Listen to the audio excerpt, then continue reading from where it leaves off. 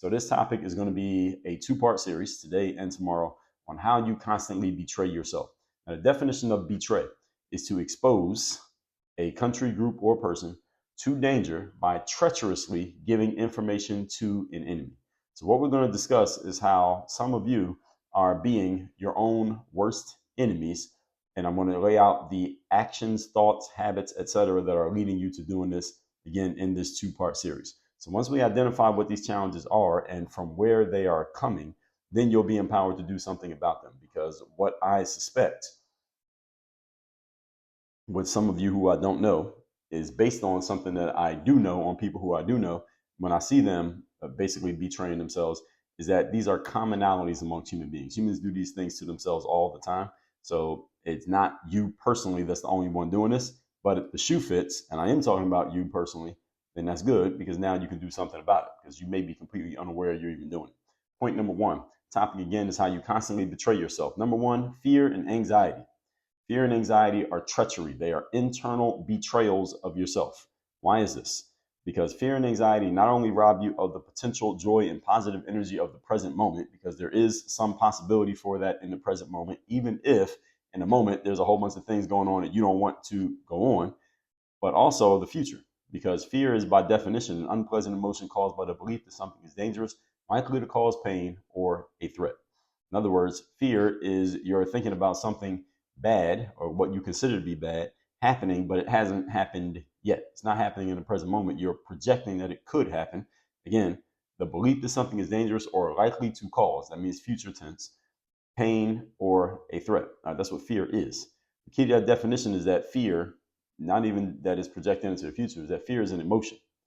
And an emotion is not something that actually happens to you, touches you, beats you up, kills you, or physically hurts you in any way. Emotions are internal and they are intangible.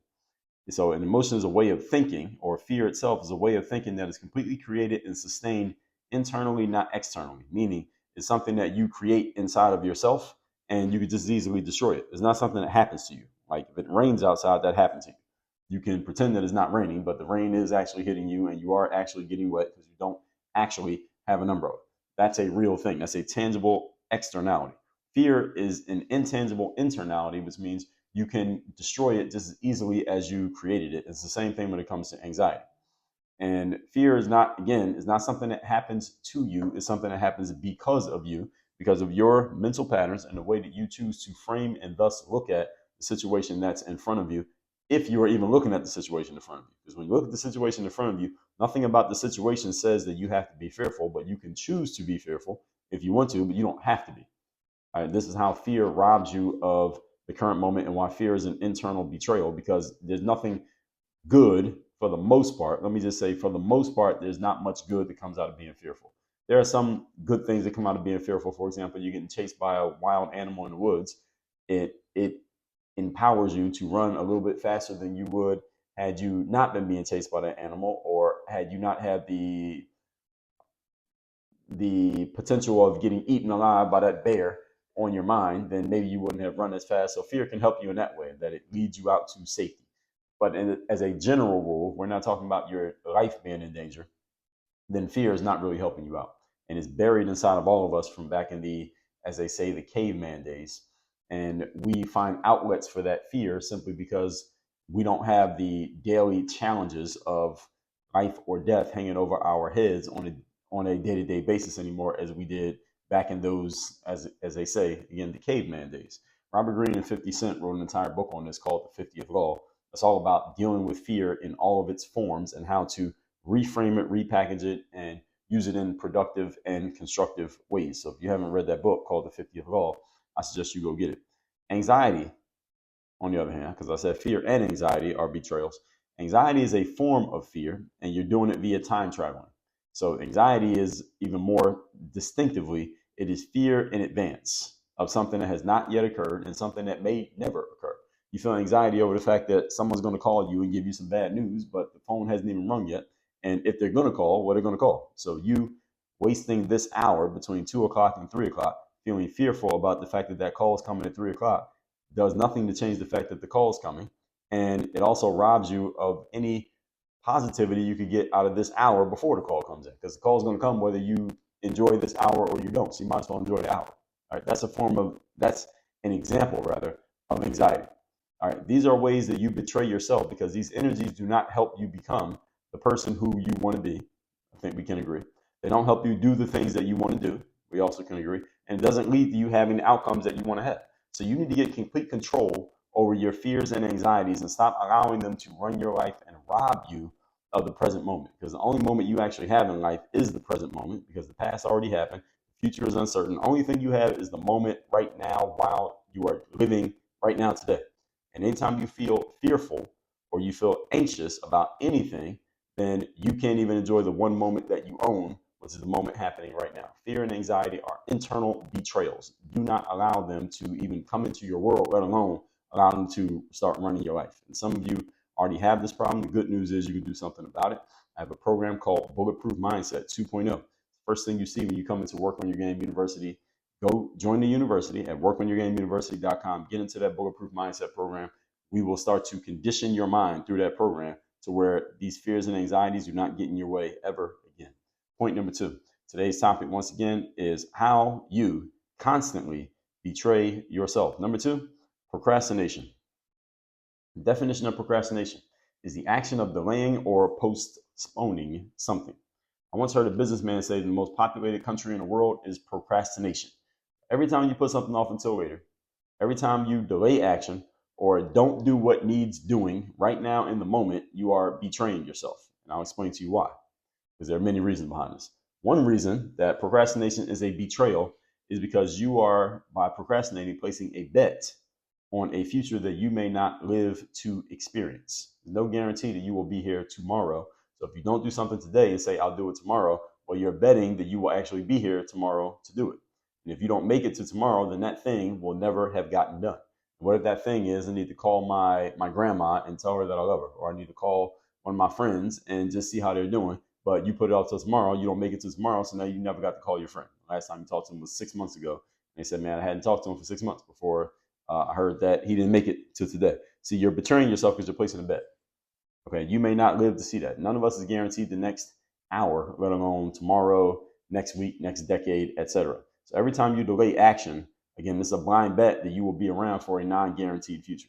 You don't want to bet on non-guaranteed futures that may never even happen, let alone will you be able to do the thing.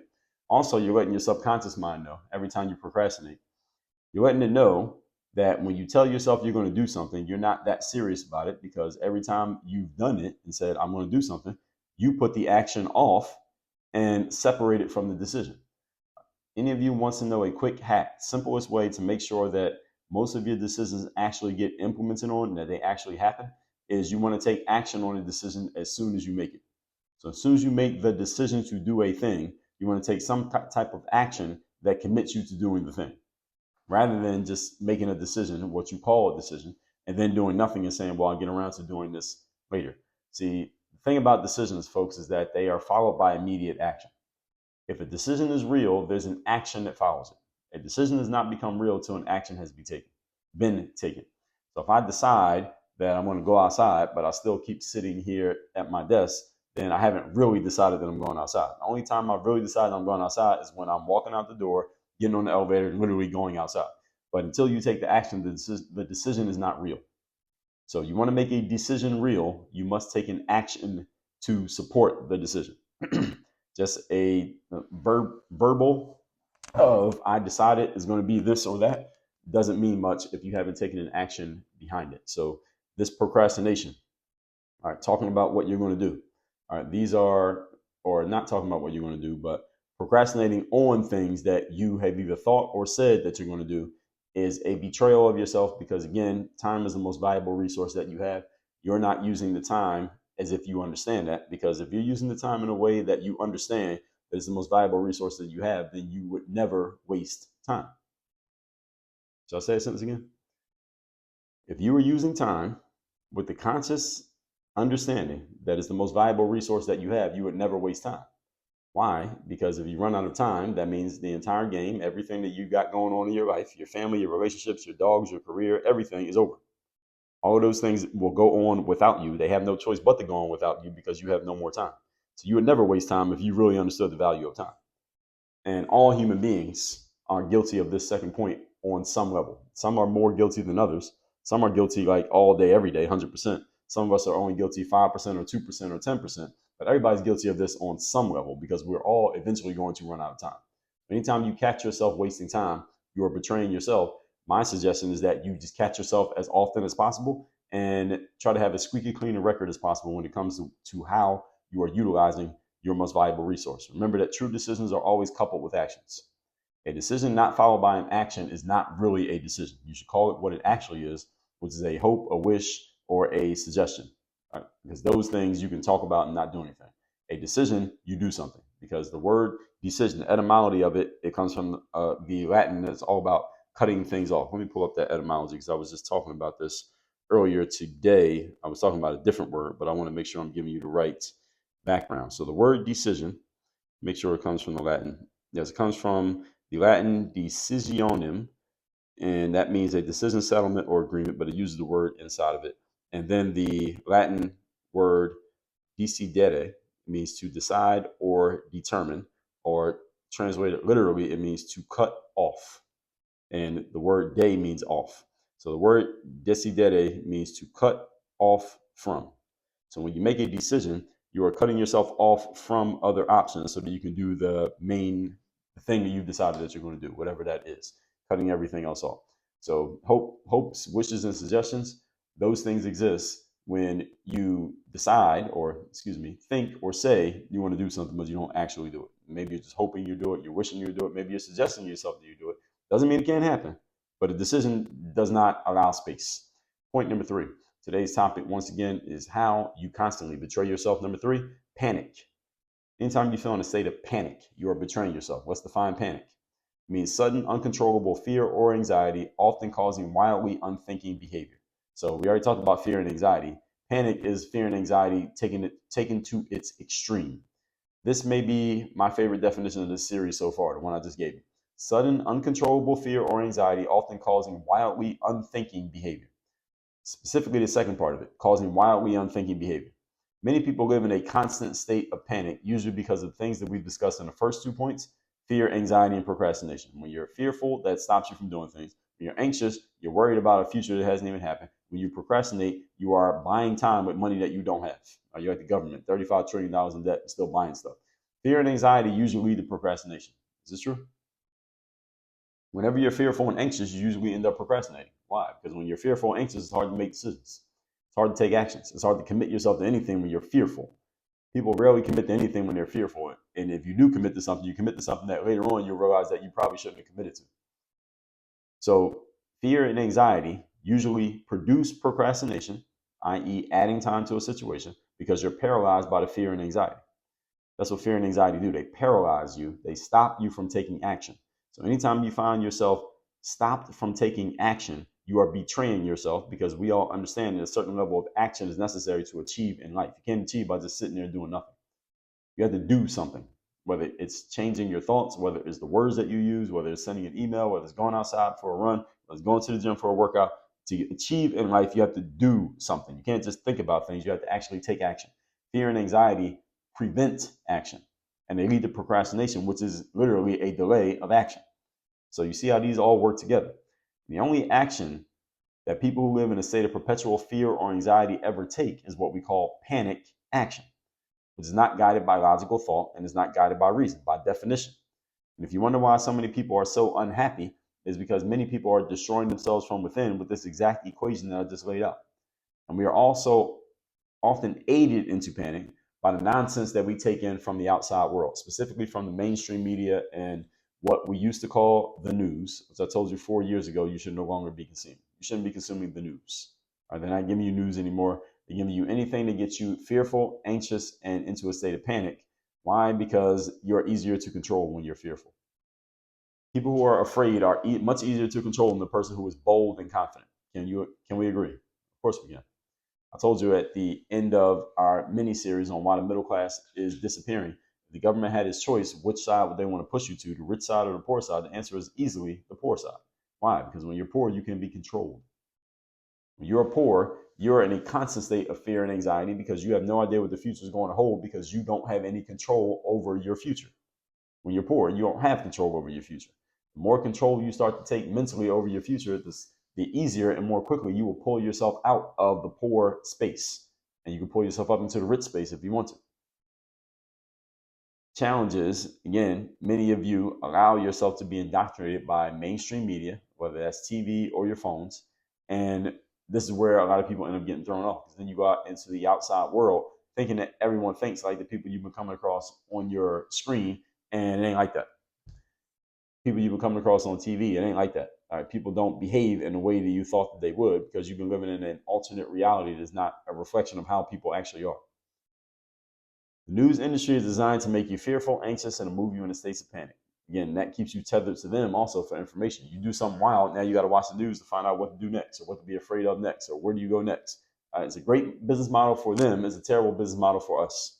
All right, so you got to be careful what game others are playing, and know which games to engage in and which games to abstain from. For example, in my business, I often hear from I get unsolicited cold emails from people every day, offering things from sales funnels to automation systems to YouTube video thumbnails to what's something else someone offers. Get on a call with me so we can talk about their consulting offering or their program, or here's how we help speakers land a TED Talk, and all these things. So we get these coming in all the time. And I'm bringing all that up to say that we sometimes will engage. I sometimes will engage with these people, either my assistant does or I does, engage with these people and find out what they're really offering and what it really costs. And maybe sometimes, every once in a while, it looks good. Sometimes someone comes to me with an unsolicited offer, and I'm like, all right, that actually is a pretty good offer. I'll give you a test run and let's see what you end up doing. Now, I will say that I haven't had anyone come to me with that kind of cold approach, doing a test run, even getting paid for it, and sticking around for an extended period of time. I'm trying to think if I had anybody do that. I don't think I've ever had anyone where that worked, where they came in, we did the test run, and they stuck around for an extended period of time. Some of them came in for a short period, but none of them has stuck around for long. And I'm bringing that all up. I'm bringing all of that up to help you all understand that we want to be able to make decisions as quickly as possible. We want to be able to make independent decisions based on the independent information that we take in, and we don't ever want to be in a position where we don't have the power of choice. And when you're fearful, anxious, and you have procrastinated, you may end up being in a situation where you don't have the power of choice because of your own doing. Your own actions are more accurate than your own inactions. All that said, let's recap today's class. This is part one of our two-part, what's going to be a two-part series. How you constantly betray yourself. That means to expose to danger by treacherously giving information to an enemy. Number one, experiencing fear and anxiety. Understand you don't have to feel these energies ever if you don't want to. Again, they aren't things that happen to you, they're choices. They are constantly robbing you not only of the potential joy and positive energy of the present, but also of your future. Number two, procrastination. This is the action of delaying or postponing anything. I heard a businessman say the most populated country in the world is procrastination. You get what I'm saying? Every time you put something off until later, you delay action or don't do what needs doing, you are betraying yourself and will end up paying for that betrayal somewhere down the road, maybe in 5 minutes, maybe in 5 years. Also, you let your subconscious mind know that when you tell yourself you're going to do something, you don't really mean it. Number three, panic. Panic is fear or anxiety that causes wildly unthinking behaviors. So sometimes you can be fearful and anxious and you do nothing. You're paralyzed into doing nothing when you should be doing something. Other times, if your fear and anxiety get to extreme levels, you start doing stuff, but it's unthinking, it's unlogical, and you kind of make yourself look crazy. And many people live in a constant state of panic, usually because of the things we discussed in the first 2 points. Again, they've been fearful, they've been anxious, and that's led to procrastination. Now they finally had to do something that leads to this wildly unthinking behavior. So you want to position yourself to avoid panic, which is fear and anxiety at an extreme. Make sure you're not procrastinating at all, and you will have time on your side. And when time's on your side, see, none of the betrayals we talked about here in this first part of this two-part series, none of these things can happen when you have time on your side. You're in control of time. Many people find themselves being controlled by time, again, because of your habits. Good news is we'll fix all that. Just go to workonyourgameuniversity.com, get access to our Bulletproof Mindset, our 30 Days of Discipline, ASAP Confidence programs, and you'll have access to every course and every program that we have coming in the future, and we got a lot coming, trust me. That's all at workonyourgameuniversity.com. Work on your game. Dre, all